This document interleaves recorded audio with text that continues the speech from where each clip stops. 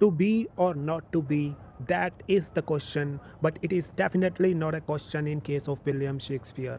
He emerged on English playwriting scene in late 16th century and never just went away. He has surpassed all lifetimes and time zones and is as relevant today as he was in his lifetime. Hello everyone, my name is Dinesh, and in today's video we are going to discuss the maestro of English playwriting, one of the greatest playwrights of all time and a great poet, William Shakespeare. Doesn't matter if you are a student of literature or not, you live in England, India, Pakistan, Bangladesh, Nepal, or in any African country or American country, it is just not possible that you are not familiar with the name William Shakespeare. Shakespeare का birth हुआ 1564 में, अप्रैल 1564 में, England के एक town Stratford upon Avon में. Therefore he is known as the bard of Avon. Here it is important to remember that Shakespeare was born in April 1564 और Christopher Marlowe का birth हुआ था फरवरी 1564 में.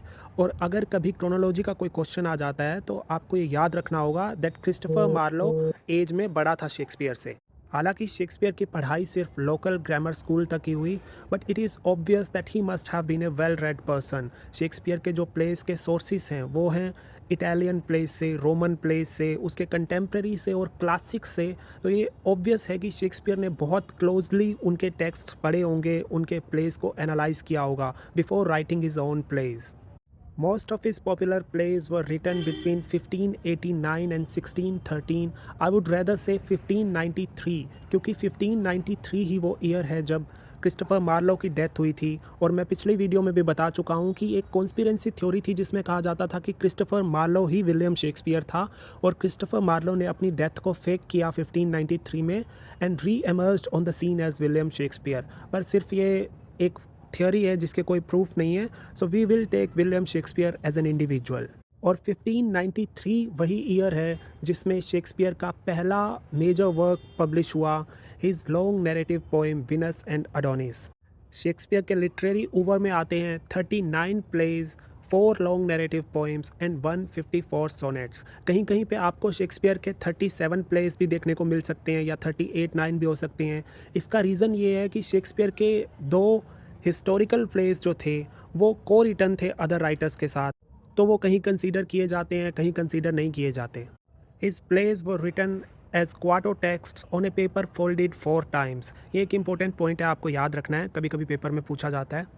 हालांकि शेक्सपियर के प्ले स्टेज पे perform होते रहे थे ड्यूरिंग हिज लाइफ टाइम, पर उसके प्ले पब्लिश हुए शेक्सपियर के मरने के बाद posthumously in 1623 in his first portfolio. इन्हें पब्लिश करवाया था शेक्सपियर के साथ काम करने वाले उसके friends and co actors John Heminges and Henry Condell ने. इस पोर्टफोलियो में इंक्लूडेड थे शेक्सपियर के 36 प्लेज और इनमें कोई भी पोएम पब्लिश नहीं हुई थी. इसके अलावा 2 प्ले शेक्सपियर के फर्स्ट फोलियो में इंक्लूडेड नहीं थे. ये प्ले हैं Pericles prince of Tyre and two noble kinsmen. ये play two noble kinsmen Shakespeare ने लिखा था जॉन फ्लेचर के साथ मिलकर, और ये प्ले बेस्ड है चौसर की स्टोरी द नाइट्स टेल पे. सेकंड पोर्टफोलियो पब्लिश हुआ 1632 में और फिर थर्ड पोर्टफोलियो पब्लिश हुआ 63 में. तीनों पोर्टफोलियो के ईयर आपको याद रखने हैं. फर्स्ट मोस्ट इंपॉर्टेंट 1623, सेकंड 2-3 उल्टा हो गया, 3-2 हो गया 1632 एंड थर्ड 1663. अर्ली 1590s में जब शेक्सपियर की पॉपुलैरिटी बढ़ने लगी तो उस समय यूनिवर्सिटी विट्स के प्लेराइट रॉबर्ट ग्रीन ने अपने वर्क रोड्सवर्थ ऑफ विट में शेक्सपियर को अपस्टार्ट क्रो कहा, जो कि यूनिवर्सिटी विट्स के फेदर के साथ उड़ने की कोशिश कर रहा था. ये कहने का रीज़न ये था कि विलियम शेक्सपियर के जो प्लेस थे उनके सोर्सेस लिए गए थे उसके कंटेम्प्रेरी प्लेराइट से, यूनिवर्सिटी विट्स से. तो रॉबर्ट ग्रीन ने शेक्सपियर पे स्टार करते हुए शेक्सपियर को अपस्टार्ट क्रो कहा. हालांकि रॉबर्ट ग्रीन ने डायरेक्ट नाम नहीं लिया शेक्सपियर का, but he used a term tigers heart wrapped in A players hide, जबकि ये टर्म शेक्सपियर ने यूज़ की थी अपने प्ले हेनरी 6 में, tiger's heart wrapped in a woman's hide. तो इससे पता चलता है कि that he is referring to William Shakespeare here. और दूसरा उन्होंने एक टर्म यूज़ की shake scene, that too indicates on William Shakespeare. और उन्होंने शेक्सपियर को जोहानेस फैक्टोटम का, which means jack of all trades, एक इंसान जो सारे काम अच्छे कर सकता है पर कोई भी काम बहुत अच्छा नहीं कर सकता. 1594 तक शेक्सपियर की पॉपुलैरिटी बहुत बढ़ गई और शेक्सपियर के प्ले परफॉर्म किए जाते थे लॉर्ड चैम्बरलेन मैन के द्वारा। ये एक ऑर्गेनाइजेशन थी एक्टर्स की जिन्हें फंड करता था लॉर्ड चैम्बरलेन, और शेक्सपियर के प्ले परफॉर्म किए जाते थे द थिएटर में। 1599 में द थिएटर को बंद कर दिया गया और एक नया थिएटर कंपनी शुरू किया शेक्सपियर ने अपने को एक्टर्स के साथ मिलकर, the globe. The globe theatre का नाम ग्लोब रखा गया हरक्यूलिस के नाम से, क्योंकि हरक्यूलिस की इमेजेस में दिखाया जाता है कि हरक्यूलिस के हाथ में एक ग्लोब है। 1603 में क्वीन एलिजाबेथ की डेथ के बाद किंग जेम्स इंग्लैंड के किंग बने, और फिर लॉर्ड चैम्बरलेन मैन जो कंपनी थी उसका नाम चेंज करके किंग्स मैन कर दिया गया, और शेक्सपियर के सभी प्लेस की परफॉर्मेंस द ग्लोब में होने लगी। Apart from being a playwright, Shakespeare एक अच्छे एक्टर भी थे और उन्होंने अपने contemporary playwright Ben Jonson के plays every man in his humour और एक सिजानस ट्रेजेडी में भी पार्ट लिया एज एन एक्टर। 23 अप्रैल 1616 में शेक्सपियर की बायोलॉजिकल डेथ हो गई, but metaphorically, metaphysically and philosophically he is still alive and he will live for ages to come through his plays and poems. Shakespeare की body को दफनाया गया Stratford upon Avon में Holi Trinity church में, और उनके एपिटाफ पे लिखा था, blessed be the man who spares these stones and cursed be the man who moves my bones. और बावजूद इसके 2008 में जब चर्च को रेनोवेट किया गया तो शेक्सपियर के कॉफिन को शिफ्ट कर दिया गया थोड़ा सा। This makes actually an interesting point. अब जिसने किया होगा शेक्सपियर के टूम को मूव, पता नहीं वो क्या सोच के किया होगा या कैसी फीलिंग्स रही होंगी उसकी शेक्सपियर के एपिटाफ को अवॉइड करते हुए। एनीवे, एक चीज़ जो अभी तक मूव नहीं करी जा सकी वो है popularity of his plays. In early days of his writing career, Shakespeare produced mostly comedies and historical plays. आपको इनमें से किसी के भी ईयर्स याद रखने की ज़रूरत नहीं है, क्योंकि एज सच कोई इस्टेब्लिश्ड या ऐसे ईयर्स है भी नहीं जिनसे बताया जा सके कि एग्जैक्ट इसी टाइम पे ये प्लेस जो थे शेक्सपियर के प्रोड्यूस हुए थे या पब्लिश हुए थे। बस मोटा माटिया आपको ये याद रखना है कि स्टार्टिंग में हिस्टोरिकल और कॉमेडीज़ थी और लेटर उसके करियर में ट्रेजेडीज़ लिखी गई थी। अगर आप यूजीसी नेट जेआरएफ की प्रिपरेशन कर रहे हैं तो इतने सारे प्लेस की समरी पढ़ना पॉसिबल नहीं है, तो जो मैंने रेड कलर से मार्क किए हुए हैं, the merchant of Venice and the Tempest, ये बहुत ज़्यादा इंपॉर्टेंट है। इनकी समरीज़ आपको करनी ही करनी है। और दूसरा, जिन प्लेस के सोर्सेज मेंशन किए हुए हैं इनके सोर्सेज आपको याद रखने की कोशिश करनी है। The Tempest is one of the last works produced by William Shakespeare, और जो टेम्पेस्ट के एंड में स्पीच है मैजिशियन प्रोस्पेरो की, जिसमें वो कहता है कि मैं आपसे अपना मैजिक करना छोड़ रहा हूँ, इसे शेक्सपियर का ऑटोबायोग्राफिकल स्पीच माना जाता है, और माना जाता है कि इसके साथ ही शेक्सपियर ने प्लेज लिखना छोड़ दिया था। तो कभी क्रोनोलॉजी में आए तो टेम्पेस्ट शेक्सपियर का लास्ट प्ले होगा। एज यू लाइक इट का प्लॉट बोरो किया शेक्सपियर ने थॉमस लॉज के रोजालिंड से, और द विंटर्स टेल का प्लॉट बोरो किया रॉबर्ट ग्रीन के वर्क पेंडोस्टो से। अब आप समझ सकते हैं रॉबर्ट ग्रीन ने शेक्सपियर को अपस्टार्ट क्रो क्यों कहा होगा, an upstart crow beautified with our feathers. और अब हर प्ले का कोई ना कोई सोर्स तो होगा ही, तो रॉबर्ट ग्रीन की स्टेटमेंट को एक ईगोटिस्टिकल स्टेटमेंट कहा जा सकता है। वैसे भी बहुत पहले प्लेटो कह चुका है, poetry is an imitation of imitation. Shakespeare की जो वर्ल्ड वाइड पॉपुलैरिटी गेन हुई वो हुई उसकी ट्रेजेडीज़ से, क्योंकि शेक्सपियर की ट्रेजेडीज़ सिर्फ ट्रेजेडीज़ नहीं है, उनमें कॉमिक एलिमेंट्स भी हैं। उसकी ट्रेजेडीज़ एक्चुअली ट्रेजिक कॉमेडीज़ हैं। क्रोनोलॉजी वाइज शेक्सपियर की पहली ट्रेजेडी है रोमियो एंड जूलियट, जो कि इंस्पायर्ड है आर्थर ब्रूक की poem the tragic history of रोमियस and Juliet. हालांकि ये कभी क्रोनोलॉजिकल क्वेश्चन में पूछा नहीं गया। क्रोनोलॉजी में पूछी जाती है Hamlet, Othello, King Lear and Macbeth. ये क्रोनोलॉजिकल स्टेट में है। इन्हें आप ताश का पत्ता होता है हुकुम का पत्ता, हुकुम से याद रख सकते हैं हुक्म, तो इसका क्रोनोलॉजिकल स्टेट आपने याद रखना है Hamlet, Othello, King Lear, Macbeth.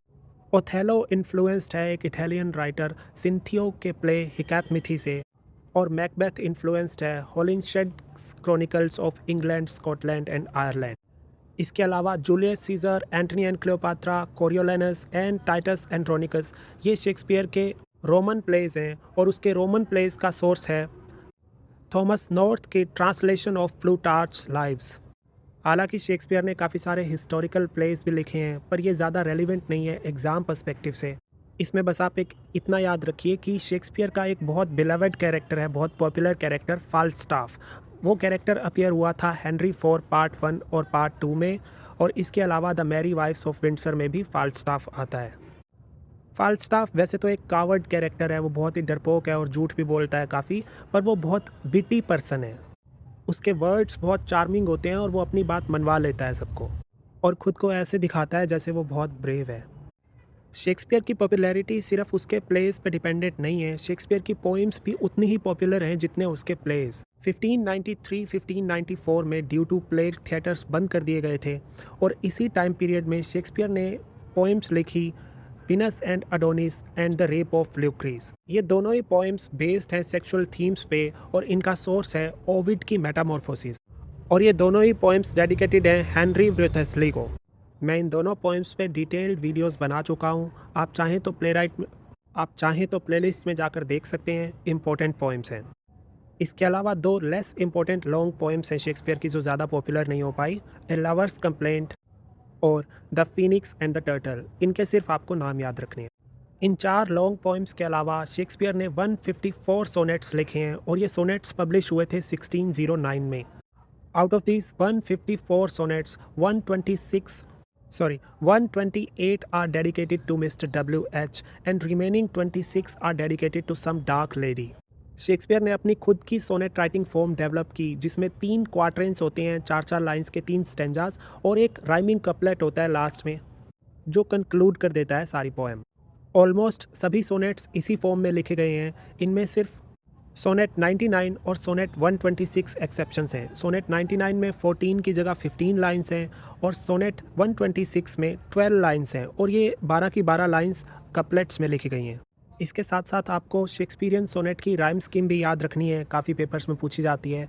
A B A B, C D C D, E F G G. तो ये तो रही बात शेक्सपियर के प्लेज, पोइम्स और सोनेट्स की। अब बात करते हैं क्रिटिक्स का शेक्सपियर के बारे में क्या ओपिनियन था।